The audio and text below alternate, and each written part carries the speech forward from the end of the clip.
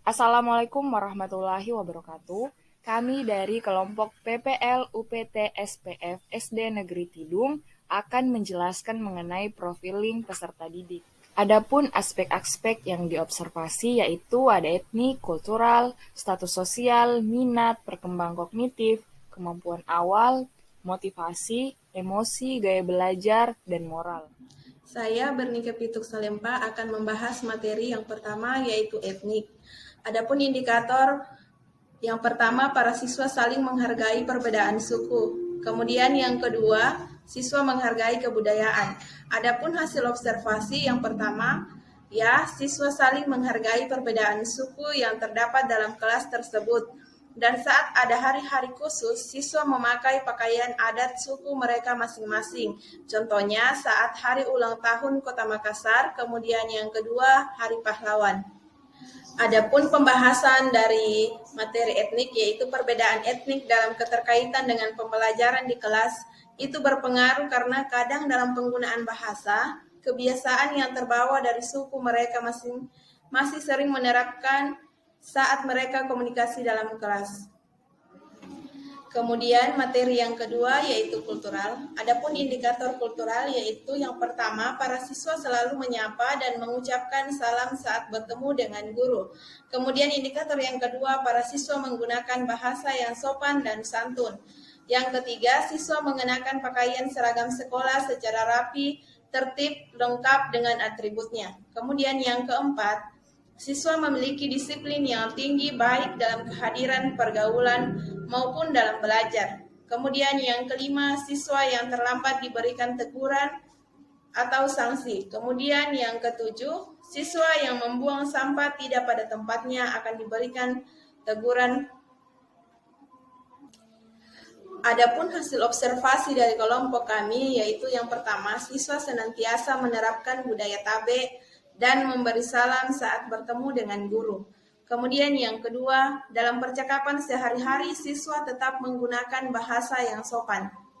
Dalam mengenakan seragam sekolah, siswa sering tidak mengikuti tata tertib sekolah seperti halnya saat hari Jumat.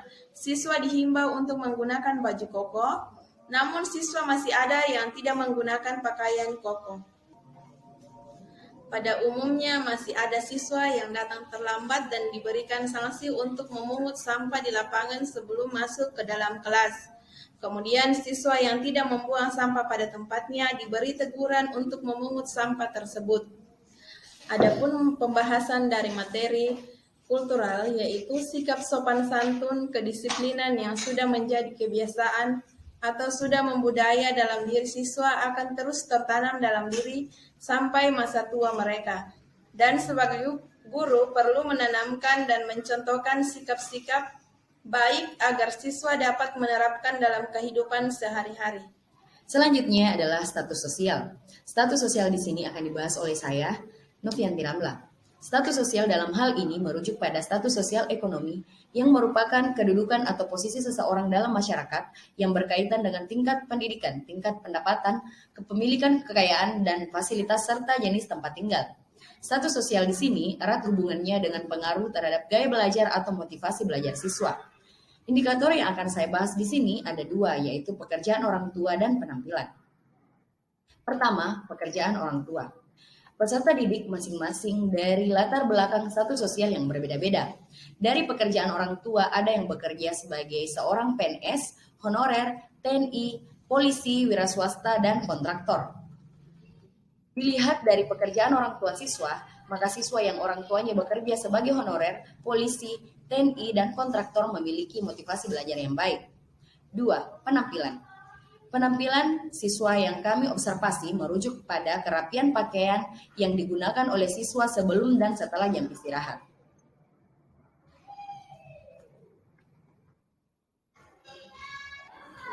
Dari hasil observasi yang telah kami lakukan di kelas 6 Kerisan, SD Negeri Tidung dengan jumlah siswa 20 orang, yaitu ada 1 orang siswa yang orang tuanya bekerja sebagai TNI, 3 orang siswa dengan pekerjaan orang tuanya sebagai guru PNS, dan ada 5 orang siswa yang orang tuanya honorer.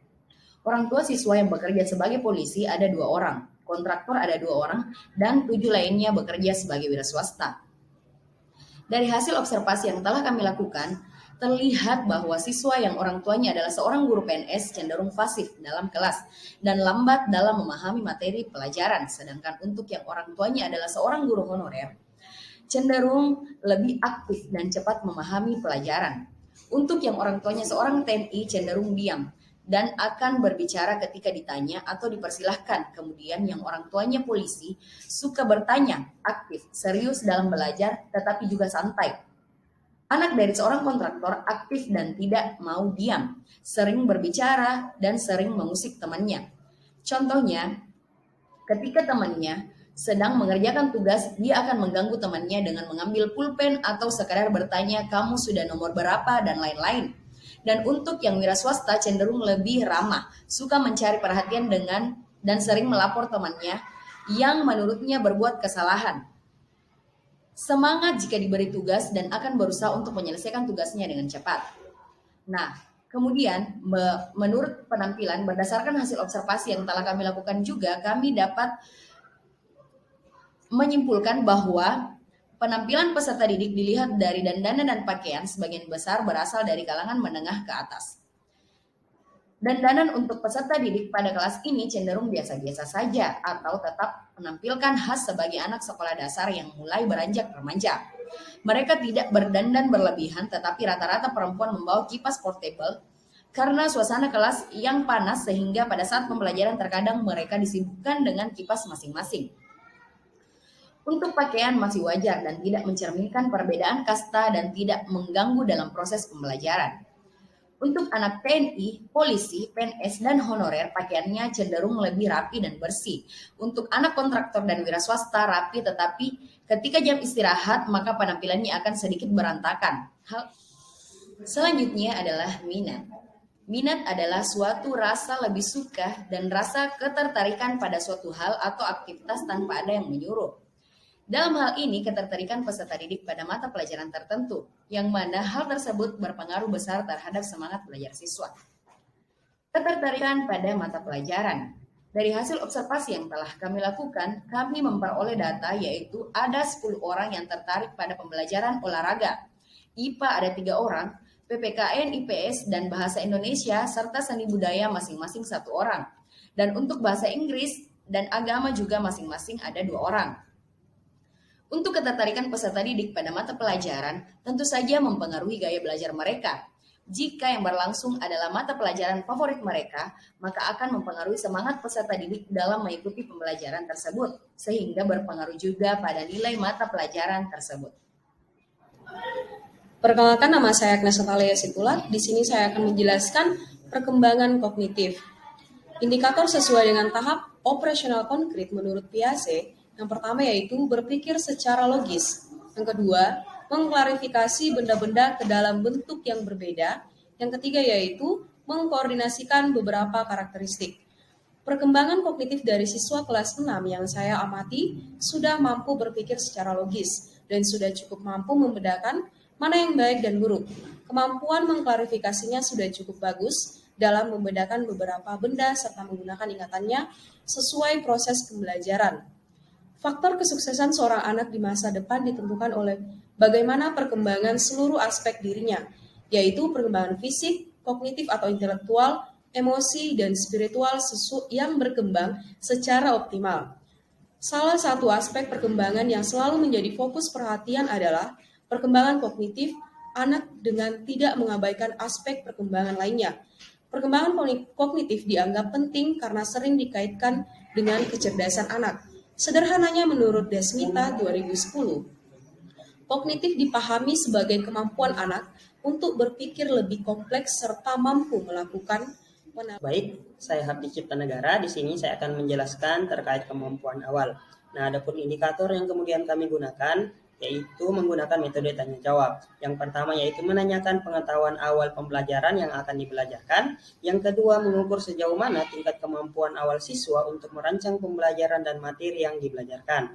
Adapun hasil observasi yang kemudian kami temukan di kelas 6 SD Tidung Krisan, sebelum belajar matematika akar pangkat 3, guru kemudian memberikan beberapa soal ataupun persepsi untuk mengukur sejauh mana tingkat kemampuan siswa pada materi akar pangkat 3 dan alhasil hanya 8 orang yang kemudian mampu menjawab secara benar. Oleh karena itu kemudian guru selanjutnya memberikan penjelasan ataupun cara kerja yang baik dan benar, dan alhamdulillah seluruh siswa dapat mengerjakannya dengan baik. Nah, kemampuan awal adalah pengalaman, pengetahuan prasyarat dan segala sesuatu yang dimiliki oleh peserta didik sebagai pengetahuan awal ataupun prior knowledge. Dan ini disusun secara hierarkis sebagai basis data pengalaman atau experiential database di dalam diri peserta didik. Dalam hal ini, jika guru mengajarkan materi yang tingkat kesulitannya di atas kemampuan peserta didik, maka akan berimplikasi pada ketidakefektifan proses dan hasil pembelajaran. Nah, hal ini juga diperkuat oleh pernyataan dari Ausubel dalam Driscoll tahun 1994 yang menegaskan bahwa mengaktifkan kemampuan awal atau prior knowledge yang relevan sangat penting untuk menghasilkan pembelajaran yang bermakna. Selanjutnya saya akan membahas terkait gaya belajar. Nah, ketika kita berbicara terkait gaya belajar, otomatis indikator yang kemudian kami kembangkan yaitu yang terdiri atas 3. Yang pertama visual, auditory, dan juga kinestetik. Nah, untuk visual itu sendiri terdiri atas 3. Yang pertama mudah mengingat apa yang dilihat, yang kedua menyukai melihat gambar ataupun diagram, dan yang ketiga menyaksikan video pada saat proses pembelajaran. Untuk auditory, yang pertama mudah mengingat penjelasan guru, yang kedua menyukai cara belajar dengan menggunakan metode ceramah dari guru, dan yang ketiga menyukai diskusi.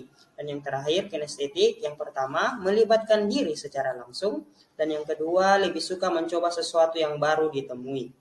Nah, adapun hasil observasi yang kami temukan di siswa di kelas 6 SD Tidung Makassar, semua siswa kelas 6 lebih cenderung menggunakan gaya belajar auditory dan hanya 15 orang yang biasanya menggabungkan gaya belajar auditory dan juga kinestetik. Mereka lebih suka dijelaskan oleh gurunya secara langsung, lalu mencoba mempraktikkan atau mencoba mengerjakan di depan kelas dan tidak menyukai ketika diberikan video pembelajaran. Hal ini disebabkan tidak adanya pembiasaan yang diberikan oleh guru untuk memberikan media pembelajaran lain pada saat menjelaskan materi. Nah, tentunya pemilihan media pembelajaran memerlukan bagaimana gaya belajar siswa, sehingga proses pembelajaran dapat berjalan lancar dan siswa mudah memahami materi yang hendak disampaikan oleh guru. Di mana dijelaskan bahwasannya Prasin pada tahun 2007 dalam Janet dan Neleket tahun 2016 pada halaman 57 menyatakan bahwa kunci menuju keberhasilan dalam belajar dan bekerja adalah mengetahui gaya belajar atau bekerja yang unik dari setiap orang, menerima kekuatan sekaligus kelemahan diri sendiri, dan sebanyak mungkin menyesuaikan preferensi pribadi dalam setiap situasi pembelajaran. Baik, selanjutnya perkenalkan nama saya Nurulini Handayani. Pada kesempatan kali ini saya akan membahas tentang motivasi belajar. Adapun indikatornya yaitu peserta didik memperhatikan penjelasan guru ketika pembelajaran, peserta didik aktif bertanya kepada guru maupun teman sejawat ketika ada yang masih belum dipahami, kemudian mengerjakan tugas tepat waktu, semangat mengikuti pembelajaran, aktif dalam diskusi kelompok, senang ketika mendapatkan nilai tambah atau reward, dan juga peserta didik memiliki keinginan yang tinggi untuk bersekolah. Nah, berdasarkan hasil observasi yang telah kami lakukan di SD Negeri Tidung pada kelas 6 Krisan, yaitu sebagian besar peserta didik memperhatikan penjelasan guru dengan seksama, walaupun masih terdapat beberapa siswa yang melamun dan tidak fokus saat pembelajaran. Sebagian besar siswa sangat aktif bertanya kepada guru dan saling berlomba untuk menjawab pertanyaan. Dan juga peserta didik tepat waktu ketika mengerjakan tugas. Namun, pada saat observasi terdapat 3 siswa yang sering terlambat untuk mengumpulkan tugas. Peserta didik terlihat memiliki niat dan bersemangat mengikuti pembelajaran di kelas. Dan peserta didik terlihat menghargai pendapat temannya dengan tidak menyelah dan saling menanggapi dan bertanya dalam diskusi. Peserta didik sangat bersemangat ketika akan diberi reward dan sangat antusias mengikuti proses pembelajaran. Nah, adapun hasil observasi dari peserta didik memiliki keinginan tinggi untuk bersekolah dapat dilihat pada slide, yaitu demi menyelesaikan studi terdapat 12 siswa yang berkeinginan untuk mengejar cita-cita 7 orang berkeinginan untuk membanggakan orang tuanya dan 1 orang hanya ingin untuk menambah ilmu. Motivasi mempunyai peranan penting dalam proses belajar mengajar, baik bagi guru maupun bagi siswa. Bagi siswa, motivasi belajar dapat menumbuhkan semangat belajar, sehingga siswa terdorong untuk mengikuti atau antusias dalam proses belajar mengajar. Siswa melakukan aktivitas belajar dengan senang karena didorong oleh motivasi. Berdasarkan pendapat Robert tahun 2008, proses pembelajaran akan berhasil manakala siswa mempunyai motivasi dalam belajar. Oleh sebab itu, guru perlu menumbuhkan motivasi belajar siswa. Untuk memperoleh hasil belajar yang optimal, guru dituntut kreatif membangkitkan motivasi belajar siswa sehingga terbentuk perilaku belajar. Selanjutnya, saya akan menjelaskan tentang perkembangan emosi, di mana dapat dipahami bahwa emosi adalah suatu perasaan batin, baik berupa pengolahan pikiran, nafsu, keadaan, mental, dan fisik, yang dapat muncul dalam bentuk gejala seperti takut, cemas, bahagia, cemburu, kesal, iri, dan lain sebagainya. Nah, adapun indikator dari perkembangan emosi ini yaitu indikator kepedulian, solidaritas, perkelahian, menghargai kelompok, di mana penjabarannya itu peserta didik menunjukkan kepedulian terhadap orang lain, ikut serta dalam kegiatan gotong royong, sering berkelahi atau cekcok dalam kelas, adanya kesungguhan untuk mengerjakan tugas kelompok, dan menghargai pendapat teman dalam kelompok. Nah, adapun hasil observasi dari SD Negeri Tidung, tepatnya di kelas 6 Krisan, yaitu terdapat peserta didik yang menunjukkan kepedulian terhadap orang lain, seperti peduli untuk mengambilkan barang teman yang jatuh, meminjamkan kepada temannya alat tulis. Kemudian peserta didik terlibat dalam kegiatan gotong royong, seperti membersihkan kelas dan lingkungan sekolah. Selama observasi, belum terlihat perkelahian antara siswa yang begitu berat, hanya cekcok ringan. Kemudian sebagian besar peserta didik terlihat memiliki niat dan bersemangat untuk mengerjakan tugas kelompok, dan peserta didik terlihat menghargai pendapat temannya dengan tidak menyela ketika ada temannya yang berpendapat. Nah, perkembangan emosi ini merupakan faktor yang penting yang menjadikan kehidupan siswa untuk bisa berinteraksi atau bersosialisasi dengan lingkungannya, baik di lingkungan keluarga, lingkungan sekolah, dan lingkungan masyarakat. Perkembangan emosi siswa di SD Tidung ini yaitu menunjukkan sikap peduli, partisipasi, dan menampilkan rasa percaya diri. Dan upaya yang dilakukan guru dalam mengembangkan emosi siswa yaitu misalnya seperti menata posisi duduk siswa, memberikan perhatian yang sama terhadap seluruh siswa, dan memberi bimbingan kepada siswa. Siswa yang memiliki emosi yang buruk atau seperti misalnya sedih, maka tidak akan mengikuti proses pembelajaran dengan baik. Makanya pada saat pembelajaran, guru perlu untuk mengembangkan emosi siswa. Misalnya saat memulai pembelajaran melakukan apersepsi. Perkembangan sosial. Adapun indikatornya, yang pertama, peserta didik dapat mengungkapkan pendapatnya dengan baik. Yang kedua, dapat melakukan presentasi dengan percaya diri. Dan yang ketiga, dapat berpartisipasi aktif dalam kelompok. Berdasarkan hasil observasi yang kami lakukan di kelas 6 Trisang SD Negeri Tidung, menunjukkan perkembangan sosial peserta didik sangat baik, di mana peserta didik mampu mengungkapkan pendapatnya dengan baik, melakukan presentasi dengan percaya diri, dan bekerja sama serta berpartisipasi aktif dalam kelompok. Hal ini sejalan dengan perkembangan psikososial menurut Erik H. Erikson yang menyatakan bahwa masa sekolah terjadi pada usia 6-12 tahun. Anak sangat aktif mempelajari apa yang ada. Baik, selanjutnya saya Dawati akan menjelaskan terkait perkembangan moral. Adapun indikatornya, yang pertama, peserta didik berbicara menggunakan bahasa yang baik dan sopan. Yang kedua, peserta didik dapat mengikuti aturan dengan baik. Yang ketiga, peduli terhadap lingkungannya. Yang keempat, mampu menghargai pendapat orang lain. Dan yang selanjutnya, senantiasa berdoa sebelum. Berdasarkan hasil observasi yang dilakukan di kelas 6 Trisang di SD Negeri Tidung Kota Makassar, perkembangan moral siswa sangat baik, di mana siswa mampu menggunakan bahasa yang baik dan sopan saat menyampaikan pendapat dan mengajukan pertanyaan, mengikuti aturan yang baik, peduli terhadap kebersihan kelas, dan mendengarkan penjelasan orang lain dengan baik. Senantiasa berdoa sebelum dan sesudah melakukan kegiatan pembelajaran, serta jujur dalam mengerjakan tugas atau ulangan yang diberikan. Perkenalkan, nama saya Agnes Natalia Situlat. Di sini saya akan menjelaskan perkembangan motorik. Perkembangan motorik terbagi menjadi dua, yaitu motorik halus dan motorik kasar.